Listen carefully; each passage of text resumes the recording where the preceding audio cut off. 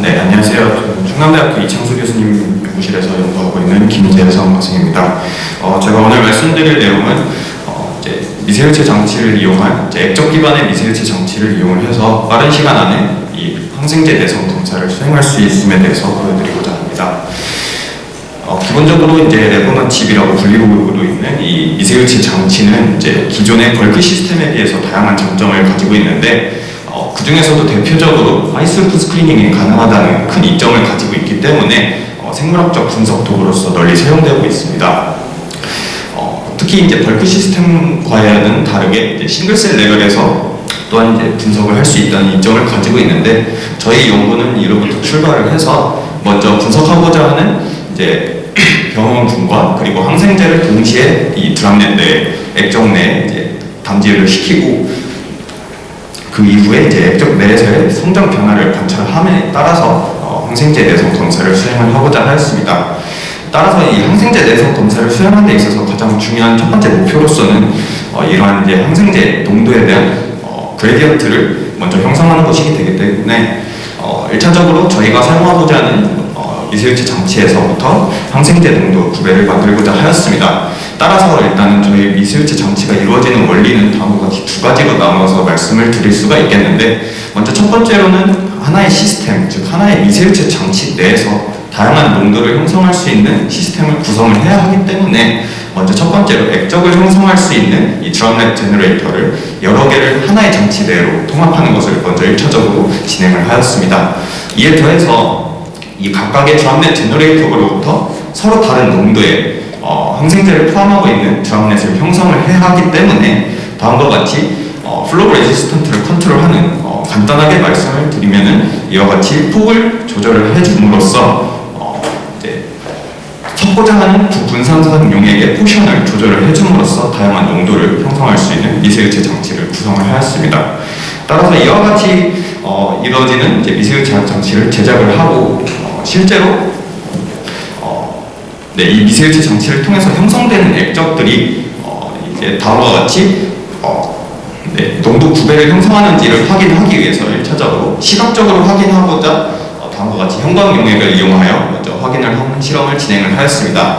그 전에 앞서서 먼저 시뮬레이션을 통해서 확인한 결과에서도 마찬가지로 어느 정도 선형성을 가지는 이제 콘센트레이션 그레디언트를 형성할 수 있었으며 뿐만 아니라 이제 액적을 형성하여 에펜튜브에 받아서 확인한 결과 육안으로도 충분히 그레디언트가 형성되었다는 것을 쉽게 확인할 수 있었습니다.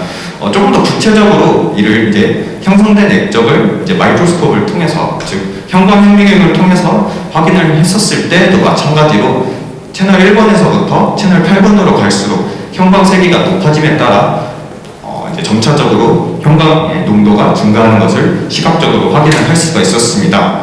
이를 정량적으로 분석을 한 결과 이제 왼쪽에서 보시는 이제 이 시뮬레이션 결과와 그리고 측정된 이제 드랍넷 형광 인텐시티를 비교를 하였을 때 비교적 비슷한 경향성을 보이는 선형의 농도 그레디언트를 형성할 수 있었음을 확인을 하였으며, 그 범위는 이제 저희가 주입해주는 농도에 대해서 약 20에서 75%에 해당하는 농도 구배를 형성할 수 있음을 확인을 하였습니다. 따라서 이를 활용을 해서 이제 전반적으로 다시 말씀드리겠습니다. 이제 이를 활용을 해서 이제 셀과 그리고 항생제를 이용을 해서 서론의 초반에 말씀드렸던 이제 항생제 내성 검사를 수행을 하고자 하였고, 대표적으로 이 액적 내에서의 드랍넷 셀 넘버를 카운팅을 해줌으로써 그에 대한 성장 변화를 관찰을 하고자 하였습니다. 하지만 일반적인 와일드 타입의 셀 경우에서는 실제로 드랍넷 내에서 이것이 셀인지 혹은 먼지인지 확인하는 것이, 구별하는 것이 어렵기 때문에 저희는 이제 이 GFP를 발현을 하는 이콜라이 5227 균주를 사용하여 실험을 진행을 하였고, 또한 이제 항생제의 경우에서는 이와 같이 그램 네거티브 박테리아에 대해서 전반적으로 널리 사용되고 있는 이제 젠타마이신을 활용을 하여 실험을 진행을 하였습니다.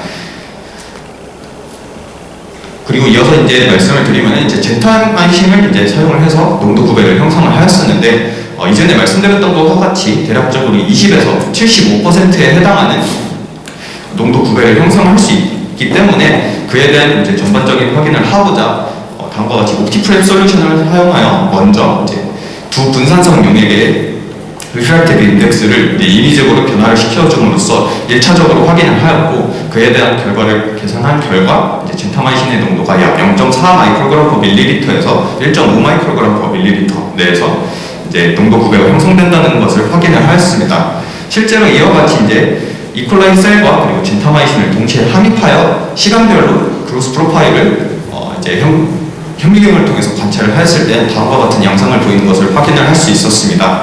보시는 바와 같이 채널 1번, 즉 가장 낮은 농도의 젠타마이신을 보이는 경우에서는 시간이 지날수록 점차적으로 셀의 개수가 드랍넷 내에서 분열에 의해 증가하는 것을 보이는 반면에 농도가 점차적으로 증가할수록 그 양상이 줄어들고, 다시 말해서 드랍넷 내에서의 셀의 성장이 저해되는 것을 시각적으로 확인을 할 수 있었습니다. 뿐만 아니라 이에 대한 드랍넷 셀 넘버를 카운팅한 결과 오른쪽 그래프와 같이 약 3시간 동안 관찰을 했었을 때에 이제 세 번째 채널, 즉 0.7 마이크로그램 per 밀리리터의 농도에서 전반적으로 셀의 그로스가 저해됨을 확인을 할 수가 있었고, 따라서 이제 세포의 성장이 억제되는 최소 농도인 이 MIC 값을 대략적으로 0.7 마이크로그램 per 밀리리터로 추정을 할 수가 있었습니다. 왼쪽에서 보시는 그래프와 같은 경우에서는 이제 벌크 시스템, 즉 이제 플라스크 내에서 배양을 했었을 때의 결과를 비교를 하고자 이제 보여드리는 것이 되겠는데, 전반적으로 비슷한 농도 범위에서 이제 MIC가 형성이 된다는 것을 확인을 할 수가 있었으며, 어느 정도 일부 차이를 보이는 것은 이제 충분히 에어레이션이 가능한 이제 에어로빅한 컨디션과 그리고 드랍넷 내에서 에어로빅한 컨디션을 고려를 했었을 때 이 정도 차이는 감안할 수 있다고 저희는 판단을 내리게 되었습니다. 따라서 결론적으로 이와 같이 이제 농도 구배를 형성할 수 있는 미세일체 장치를 1차적으로 제작을 하였고, 이를 활용을 해서 항생제와 그리고 분석하고자 하는 경험균을 동시에 드랍넷에 담지하여 항생제 대성 검사를 빠른 시간 내에 수행할 수 있음에 대해서 보여드린 것이 저의 전반적인 발표 내용이 되겠습니다. 지금까지 경청해 주셔서 감사합니다. 네, 발표 잘 들었습니다. 혹시 질문 있으신가요? 네, 제가 질문 하나 드리도록 하겠습니다. 지금 말씀해 주신 거 보면은 이제 젠타마이신 농도에 따라서 지금 채널 1, 2, 3, 그러니까 1부터 8까지 되어 있는데요.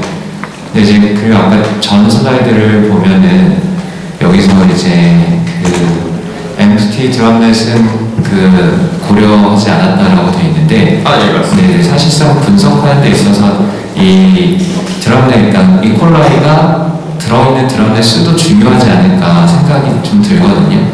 예, 그런 부분은 혹시 어떻게 분석에 좀 적용을 하려고 생각을 하고 있는지, 아니면 할 생각인지, 만약에 아니면 아예 그냥 배제를 하려고 하고 있는지가 좀 궁금합니다. 네, 지금 현재 발표 자료상에서는 이제 데이터를 포함시키지는 않았었는데, 저희 같은 경우에서는 물론 분석을 할 때는 이제 empty 드랍넷, 즉 셀이 들어있지 않은 드랍넷도 1차적으로 먼저 분석을 다 진행을 하게 됩니다. 하지만 저희가 실제적으로 최종적인 목표로서 정해놓고 있는 것이 이 액적 내에서 해당 항생제 농도에 대한 성장 과정을 보고자 하는 것이지, 그렇기 때문에 지금 액적이 들어있지 않은 셀이 들어있지 않은 액적 같은 경우에는 지금 다음과 같이 고려를 하지 않았다라고 말씀을 드린 것이고, 따라서 일단은 다음과 같이 셀이 포함되지 않은 액적을 최소로 줄이기 위해서 그에 대한 최적화 과정 역시 마찬가지로 진행을 했었습니다. 시간이 좀 더 남은지 하나만 더 여쭤볼게요. 여기 보여주셨잖아요. 벌크 시스템이랑 드랍넷 시스템 비교해 주셨는데, 그러면은 이제 이게 채널 1에서 8까지면 사실 8가지잖아요. 예, 8개의 케이스라고 하면은 사실 엄청난 하이스풋이라고 하기는 좀 어려울 수가 있는데, 그러면은 사실 정확성이나 이런 리라이빌리티 면에서는 벌크 시스템으로 가는 게 아직은 좀 더 유리하지 않을까라는 생각이 좀 들어서, 혹시 앞으로의 좀 더 계획이 어떻게 되시는지 좀 이야기 좀 해주시겠어요? 네, 일단은 지금 보여드린 것은 일단은 프루프 오브 컨셉으로서 보여드린 것이 되겠고, 앞으로는 지금 이제 하이스루프 스크리닝에 걸맞게 더 개수를 늘릴 수 있는 그런 목표를 해볼 수 있으며, 뿐만 아니라 지금 그램 네거티브 셀 뿐만 아니라 이제 그램 포지티브 셀 혹은 이제 클리니컬 아이솔레이터와 같이 이제 형광이 퓨티되어 있지 않은 셀들도 마찬가지로 이용을 해서 실험을 진행을 할 계획이고 있기 때문에 아직은 초반 단계라고 말씀을 드립니다.